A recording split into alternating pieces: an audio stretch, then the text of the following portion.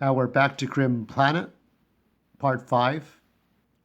So last time, Jerry the Reaper, who was a thug who is now heavily scarred and deformed, met with an alien from another planet. And this alien from another planet is a brain in a robot body who tried to conquer his own planet by being a governor and lost an election. So it retaliated by committing genocide. And maybe officers, police officers from that distant planet are looking for him, but that's a whole other issue. So Jerry and Zetro, the alien, they meet three other people. You have here Huicho, who's a gambler dealing in illegal arms, drugs, narcotics, prostitution, stealing of pit bulls, cockfights, um, embezzlements, gambling, briberies, all the corruptions of good old Americana. Then you have Violet. Violet is a slut and she cheats on her husband. And then you have Jesus, who's a muscular sports bar kind of guy, a real meathead, but he's into drugs, drug addictions. And these five are, well, basically Jerry confides in Huicho with the Zetrobots. The Zetrobots being these toy robots with legs. So Huicho's in charge of Zetrobots, the toys. Violet is in charge of the Bela fruit that's supposed to be from another planet that's supposed to be a new nutrient, something for the farmers markets. And Jesus is in charge of a medicine that's supposed to cure people of all kinds of terrible diseases. So we're going, the next scene deals with the factory. This takes place the next week after Jesus did the Mere Medical Minute web series, and after the Jose Villar talk show. So this is the Mariachi Toy Company, and Huicho Juarez and his brother Gene are just, they're mining the factory floor. So in this factory, everybody's hard at work putting together the toys that Jerry brought to Huicho. You think of conveyor belts, you think of pulleys and levers, and when you put together a car, you have robot arms putting together all the parts. People sitting behind a desk in this Star Trek looking way, overseeing. So the main the four characters, because remember, Zetrolok is not to be seen and heard in front of the others. So Jerry is talking to Violet and Huicho and Jesus from a distance, from a command center where all the toys are being made. So in these next couple of pages, they're just going over, what the toys are about.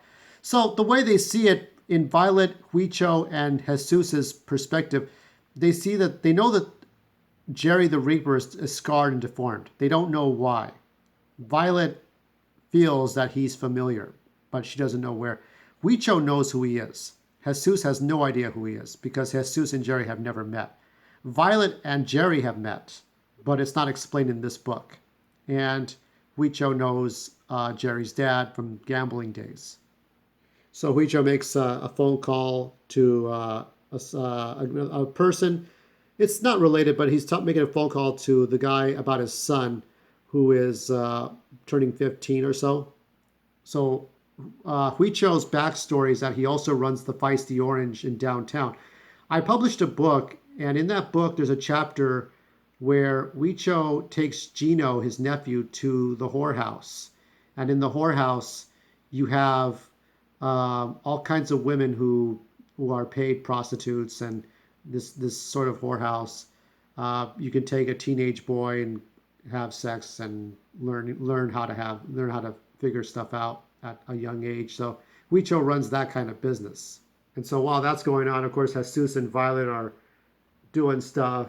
He's getting inside her. She's bending over. You know the deal. So Jesus and Violet are fooling around, and while she's talking to her husband, he's actually inside her while she's talking to her husband, stooped over. So, this is just the worst of humanity, doing whatever. It's like if you were going on a public bus like Metro bus, and everybody's having sex and doing heroin and weird shit on the bus, drinking. Just the worst of humanity. But meanwhile, Jerry and Zetro have a little conversation here. So these two are up to no good. Jerry makes sure that Zetro can't be seen by the others. They have a very detailed conversation because they know what's going to happen. Zetro wants to make sure Jerry doesn't tell anybody else. Jerry doesn't care about anyone else but himself. We've gone over most of his humanity in the first three parts of this story. And by the time we've gotten to this, Jerry is where he's at. He is the ultimate villain. He is the ultimate, straw man. The mustache twirler, but he doesn't have a mustache. So 3 weeks pass. And those 3 weeks, Jesus was pulled over and stopped by the sheriffs for possession of crystal meth. He was bailed out, maybe by Violet. So he wasn't allowed to go near the Jodan project, and it was turned over to Dr. Chan and his nurses. So that's, things aren't working out. So he was bailed out by Violet so they can go fuck around. But the last time, Nathan wasn't stupid. Nathan's her husband. So they caught them both in the act and kicked her out of the house, divorce papers in progress. So you can tell that Nathan is an upstand. Nathan, I think his name is Nathan Gregory, and Nathan Gregory is an upstanding citizen. He's trying to be that guy. He's trying to be that guy like Leeds from Leeds Superstore mattresses. He won't be beat, so he won't be mistreated. Weicho, his whorehouse biz was short-lived. Undercover officer owed a guy a favor, and they did a raid, kind of a sting operation. So he lost his business. So he's, going to trial, and I think he's out on bail, but I'm not sure. But, there's a lot of drama here. But in all this drama, we go to downtown Los Angeles. Let's see where it all happens. You got Bank of America. This is sort of a 1990s version of the City Hall. Everything looks quaint and peaceful. The Amundsen Theater, beautiful fountains, some planted trees, the music center. So nothing to report. Nothing. All is well for now. And Jerry could think about Biani. He thinks about the girl he knew when he was a child, when he was a teenager, how he wanted her, but she had a boyfriend, but she couldn't be with him, but she was killed by gunfire by criminals. I mean, Jerry was a criminal himself who fell into bad luck and ended up scarred and deformed and hating the world for all that, blaming the world for his problems. But then he meets somebody, Rosemarie. Now, Rosemarie is someone that Jerry has met before, somebody with a stronger constitution than Biani. It happened long ago when they were children. Though in this story, she knows him, but he doesn't remember her. So you're just scratching your head the whole time. So we don't know. We're not meant to know in Grim Planet exactly who Rosemarie is. But guaranteed she is somebody mysterious, somebody who factors into a post-apocalyptic world. But for now, she is someone that runs into Jerry, and she is baffled by his appearance, that, even though he's wearing a mask, he's still deformed. So she's not ever, someone who's not fearless. She walks up to Jerry, where most people would walk away from a deformed, scarred person, and she talks to him. She says, "What in the fuck? What's going on here?" So Jerry turns slowly. He looked over his shoulder, and she's like, "What's happened to you? What's going on?" So there's something about, like, she doesn't recognize him right away, but she knows he seems familiar to her. So he never shows her his whole face. He just tells her to basically, fuck off. He basically tells her to fuck off because he's just done with people. He's done with society.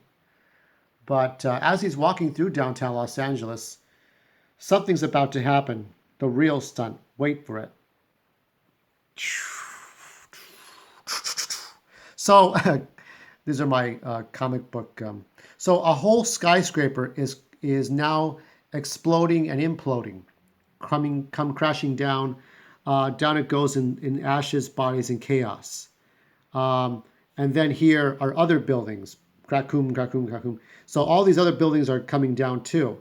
And there's just something going on. So the Zetro bots were bombs. They were meant to explode. They destroy people.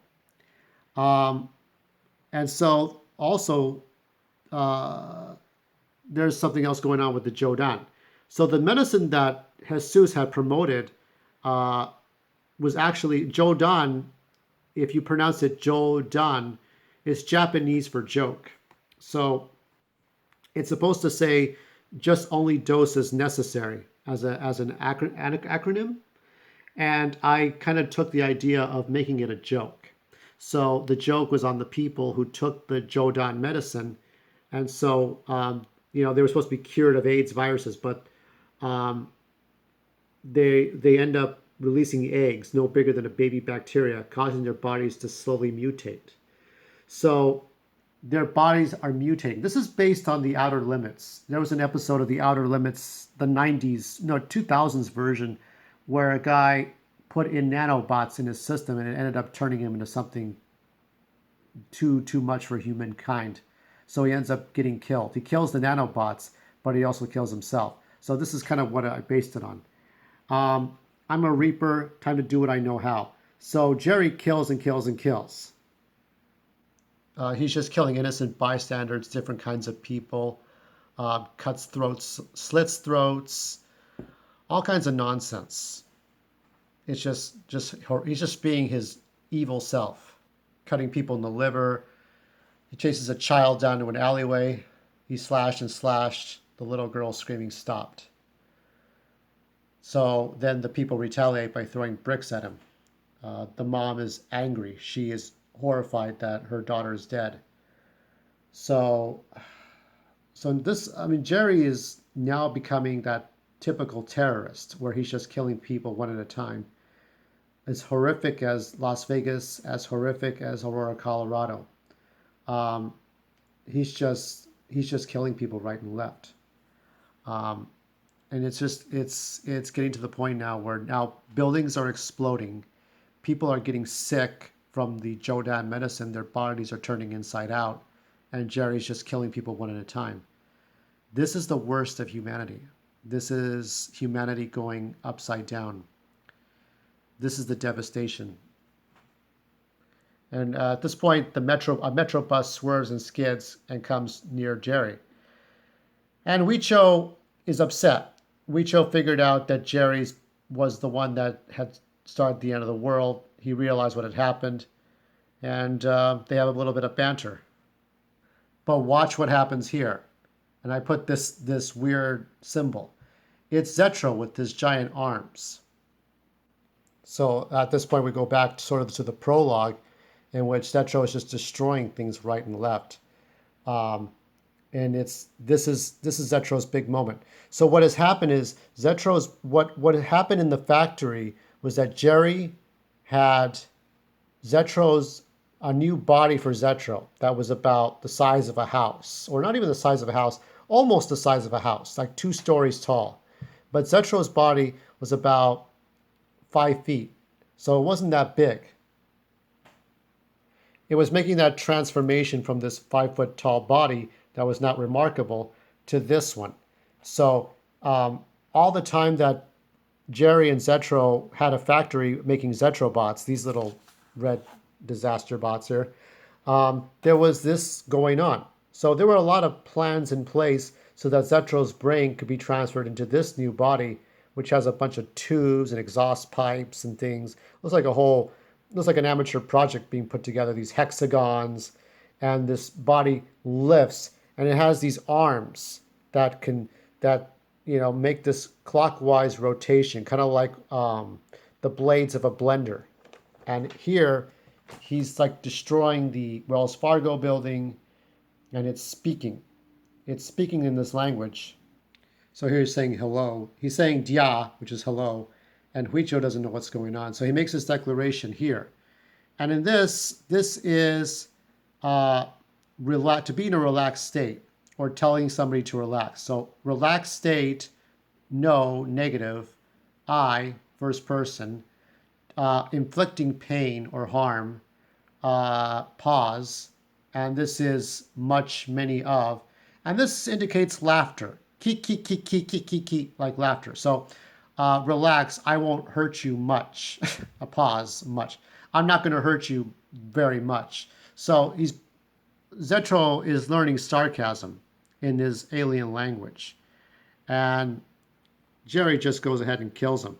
So what he does is he tosses a Molotov cocktail that he had in his serape. He tosses it in his hands, and then he throws a grenade. On top of that, he throws a grenade, and then, boom, just like that, Huicho's dead. So then the police come. So he's figuring he doesn't care. He's got on a bulletproof vest, but he can run. But he's going to do whatever he has to get past the cops. Then his phone vibrates, and it's Violet, and Violet remembers Jerry.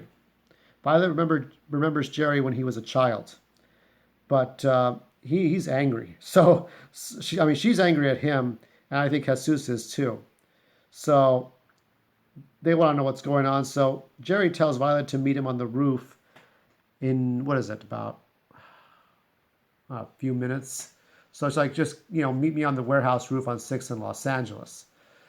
So he goes to the alleyways, goes up to the warehouse, and then here's the bailiff fruit. So the bailiff fruit has these bugs. So imagine if you open up a fruit, like let's say a guayaba, and these little flies come out of it. So the bailiff fruit has a counterpart called the kala, K-A-L-A. So you have bailiff fruit, so you have the kala kish. This is another fruit. It's like the bizarro version of the bela. And if you open up this fruit, all these like dangerous insects and dust and ash come out of the fruit, and it slowly kills people. So a lot of bad stuff's happening here. And here we have, this is like in the comic book that I show you, this is the lasers that Zetro is shooting out of his giant dodecahedron eye, this giant Death Star looking thing with arms.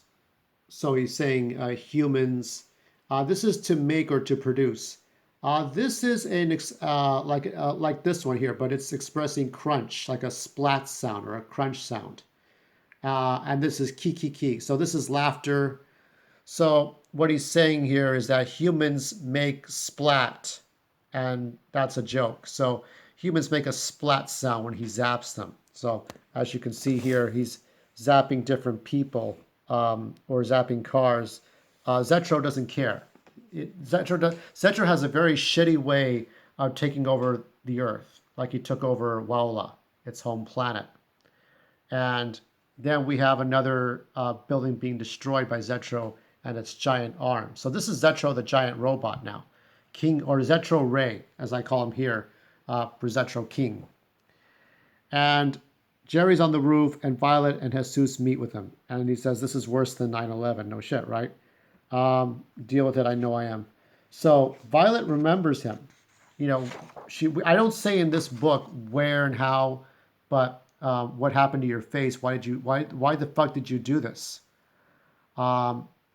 So Jerry grabs her by the throat and lifts her up. And Jesus is going to retaliate. So Jerry has a ninja star that he throws into Jesus's liver. And right in the liver. So Violet asks him, why the fuck did you do this to us? And this is what he says. I did it for fun. I did it because I didn't give a fuck. I did it because I was bored. I did it to get a hard on. I did it to see what would happen. I did it because I was pissed. And I did it because you were all full of shit. And you didn't, you lied. So this paragraph says nothing and it says everything about why he did what he did. I mean, this is the ultimate terrorist. Jerry went from being this kid who was abused by his parents, abused by his family, his family. I mean, he came from a broken home, and he turned to gangs. And in his horrible life, he explains almost everything. I mean, he did everything. This is true, but it doesn't explain everything, does it? Because you don't know exactly why. He just did it because he felt like it. He didn't care what anyone thought. That was his reasoning. He explains, you lie, you cheat, you steal. He's saying this to Violet. Jesus is a drug addict, running in circles, and Huicho's an ugly, sleazy, greedy fuck digging his own grave. And he doesn't even treat his nephew Gino with any respect. It's like, and Jesus says, what about you and this alien robot? How dare you? So it's the evil members of the family picking on each other, which is kind of like my real family. Everybody, shits on each other, but everybody's guilty of something. So we are undoing all the shit you caused, all of it. So Jerry's trying to be self-righteous, but he doesn't care if he's called a hypocrite. He doesn't really care anymore. So at this point, he's got his scythe ready. He's ready to do her in. So let me give you a better fucking. So this is going to get dark. So he pries under her skirt to get the scythe, to get a feel of her pussy. So this is sort of like an X-rated but bloody horror. So, when you think of fucking, you think of a dick and a vagina, right? So he has this large dagger.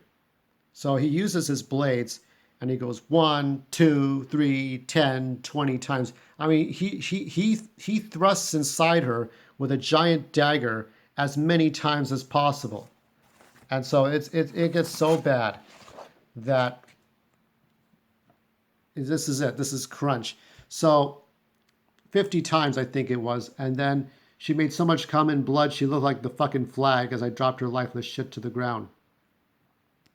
So at this point, so now Violet is dead, no more. And so Jerry and Jesus, they have a little conversation. It's like, it's shit, but things happen. It's like, yeah, your liver looks fucked up, because he remembers that he threw the ninja star into Jesus's liver. So he's gonna take him. He's gonna save you from damnation, and you can shoot up and pop pills. And Jerry says, well, what about what you've done, Jerry? You've killed a lot of people. I said, seeing you in pain just now made me realize, what have I done? I don't know what I can do to help to pay for what I've done, my dues. But after I get you help, I'm going to do the right thing. I'm going to give myself up to the police. So that's what he's saying here. And he says, really? I said, por supuesto, mijo. Now, come on, let's get you to the hospital. So now Jerry's going to take Jesus to the hospital. And tomorrow, I wrap up this entire story.